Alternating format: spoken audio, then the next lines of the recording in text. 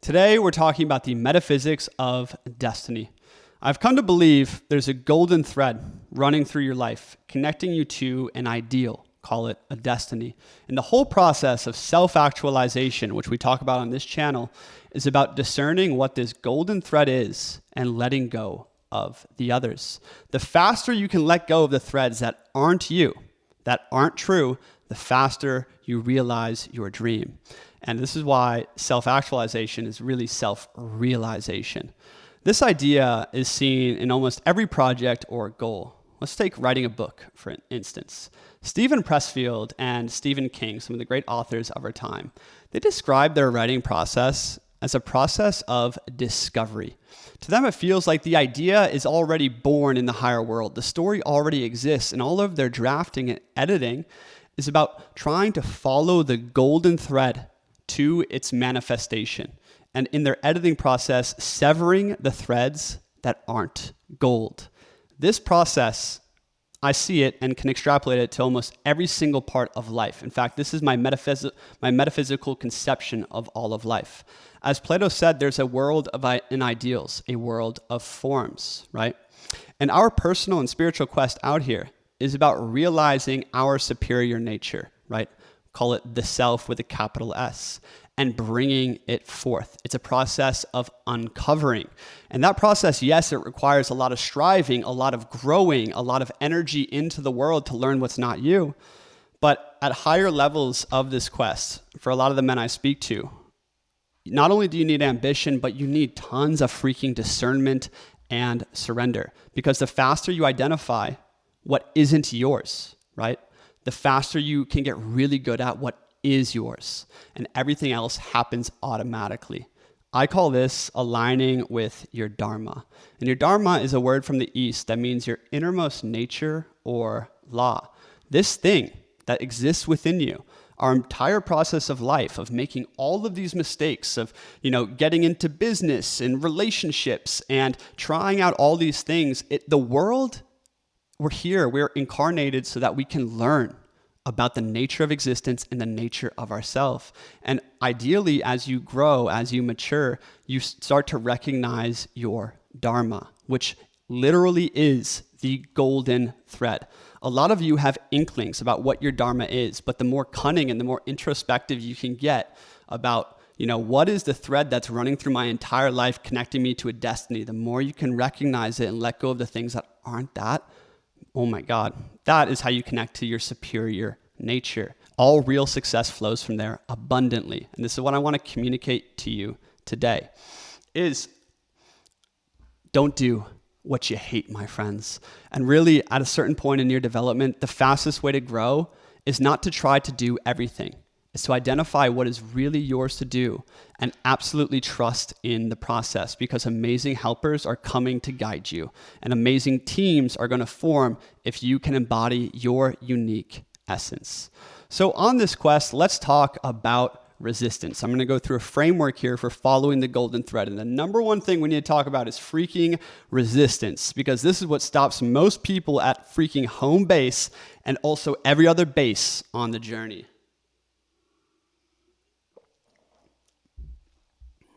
So there are two types of resistance I've identified in my life. There are two. The first one is the dragon guarding the treasure. Call this noble resistance. This is the dragon you must slay, you must overcome every morning when you wake up to do your craft, right?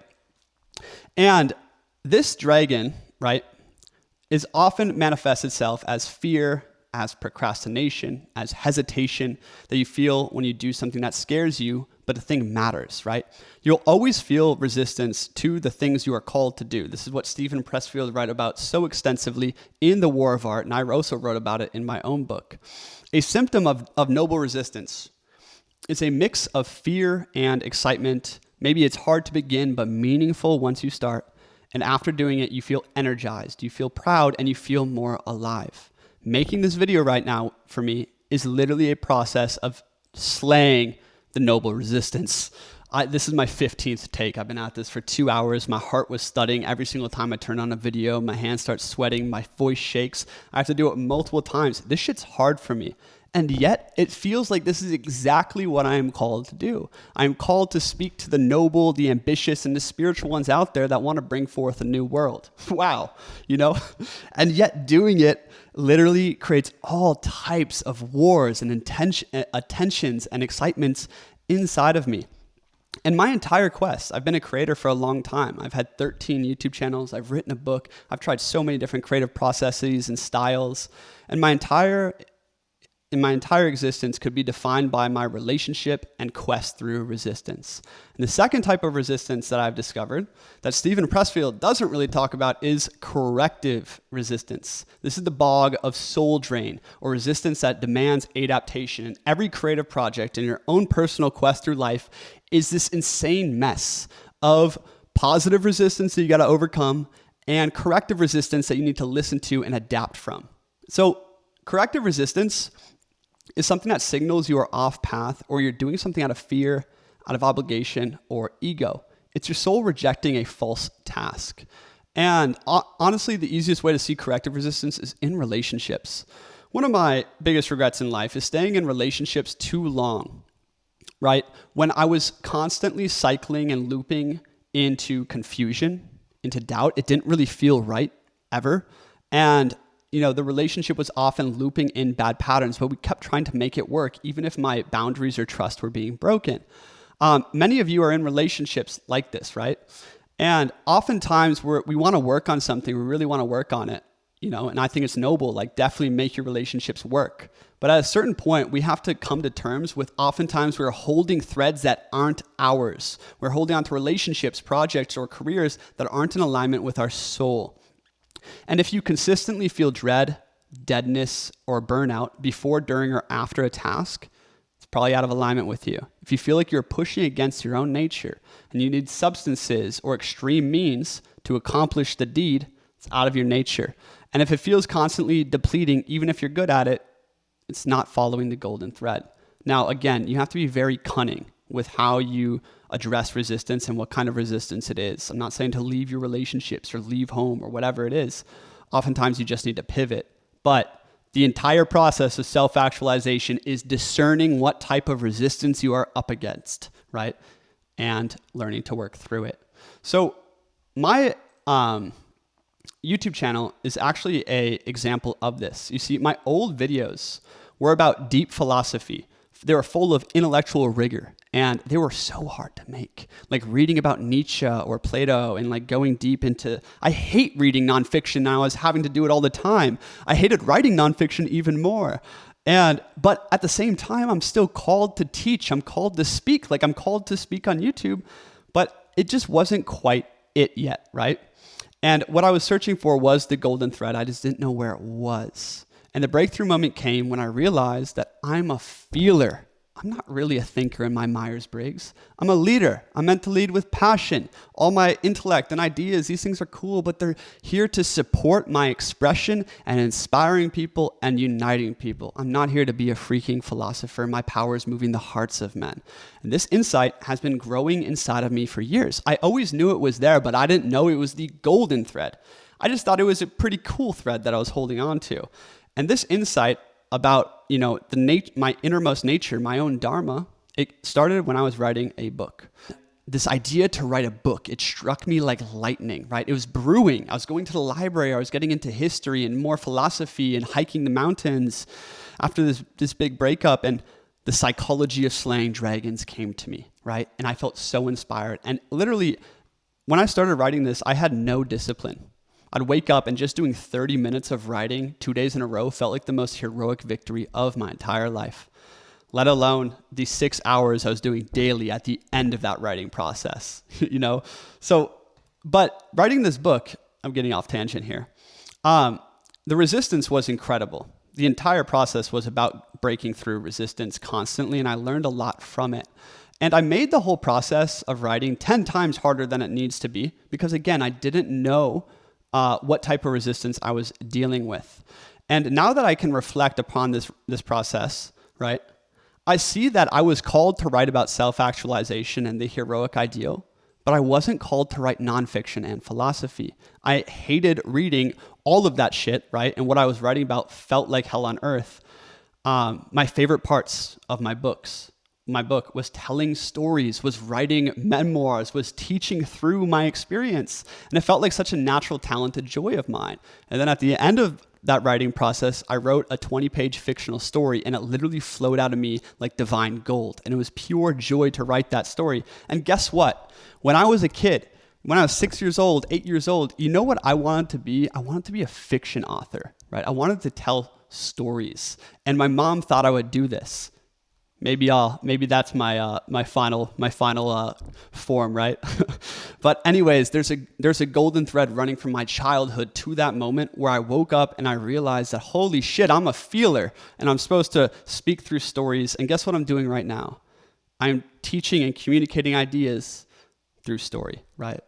And it's not because I'm excessively self-proud. It's because this is the only way I know how to do it. This is my golden thread.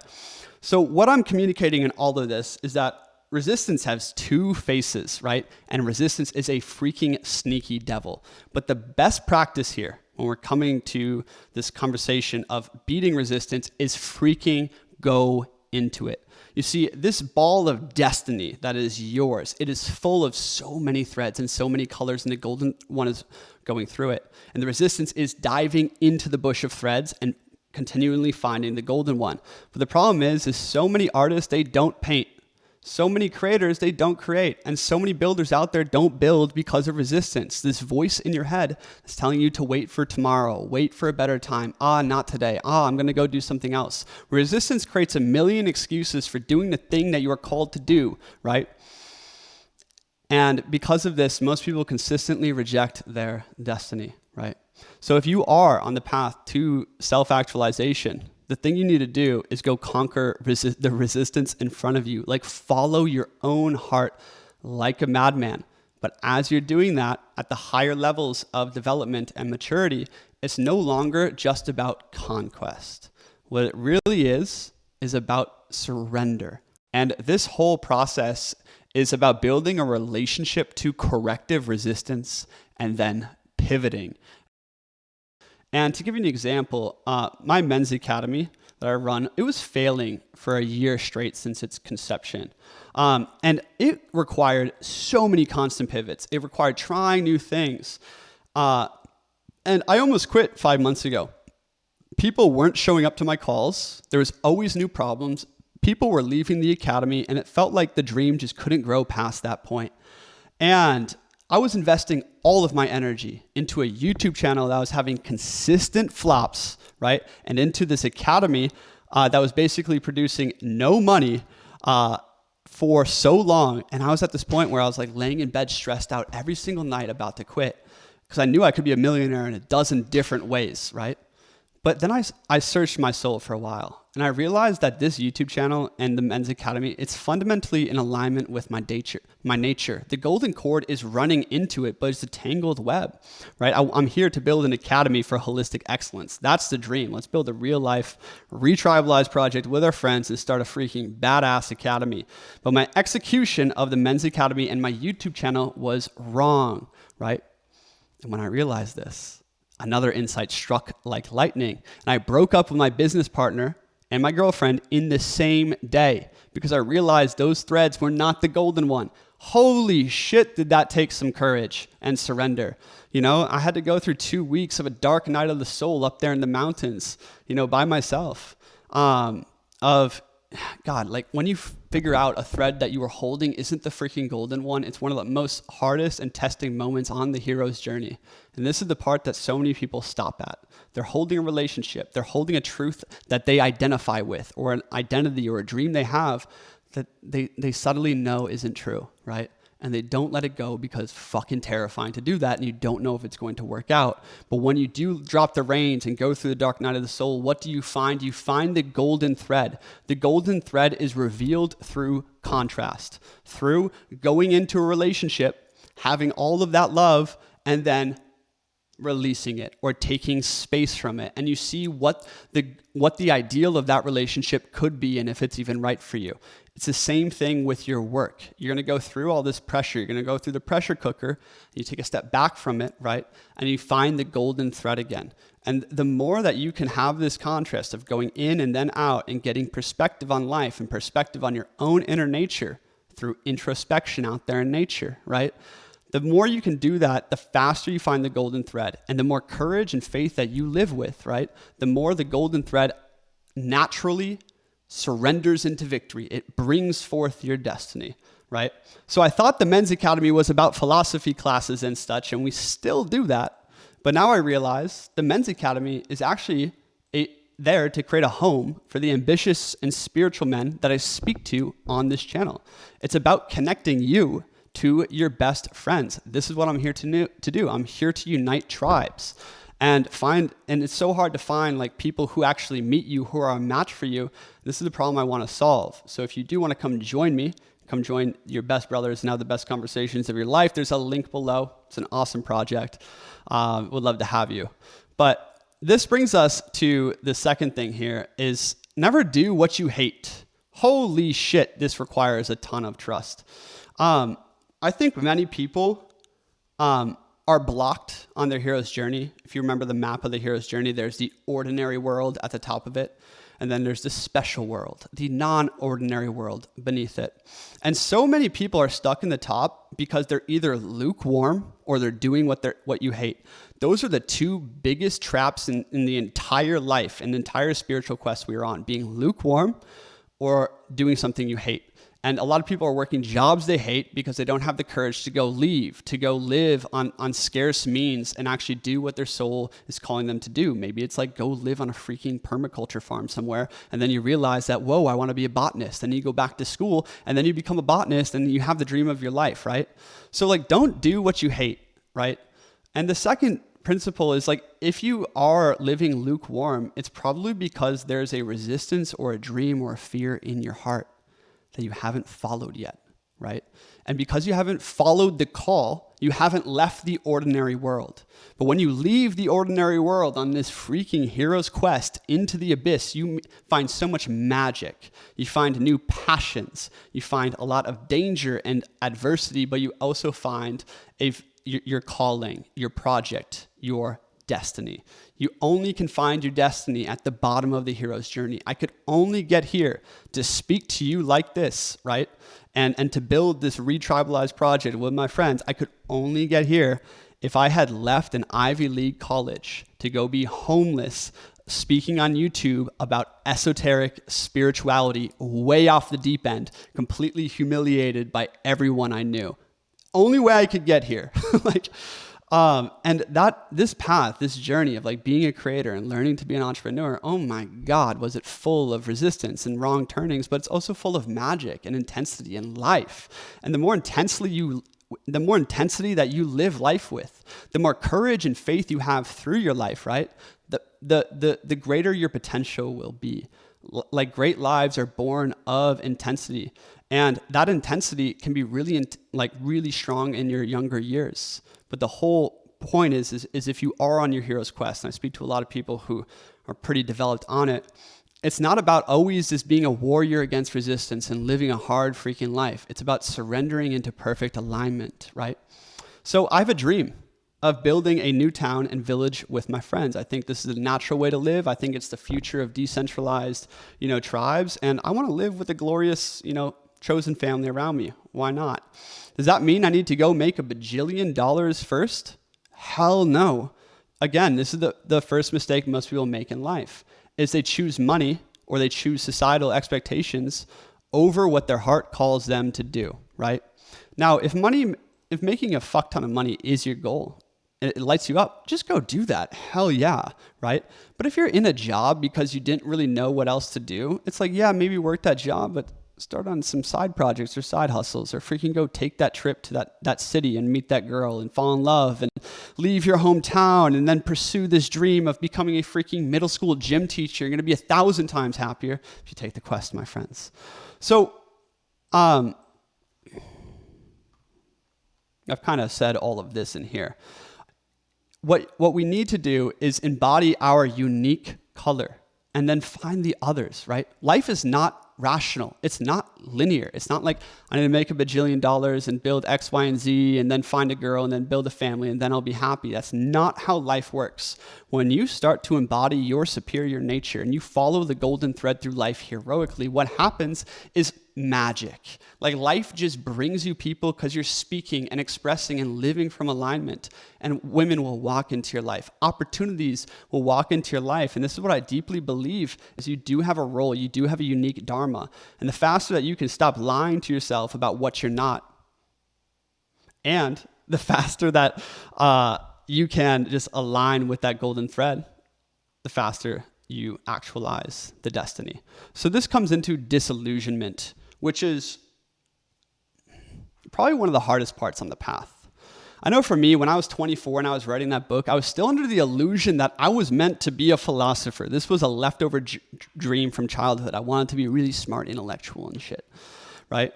Hence, I tried to become something I'm not. And thank God I wrote that book because I learned that I am not meant to be a great philosopher. Yes, I use philosophy and ideas to communicate, but I use it all to inspire people to change the world around me, not to invent the next great system or theory, right?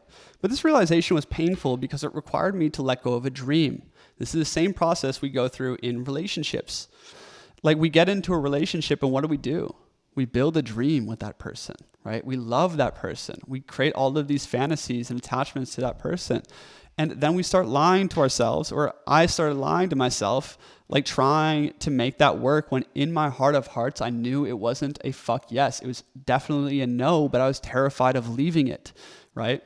And when I did have that huge breakdown in my life and I let go of everything, it felt like double heartbreak. It was the most tremendous amount of grief I've ever experienced because I was letting go of my business. I was letting go of an addiction. I was letting go of my relationship. And I called it the 3 dreams that I was having to let go of.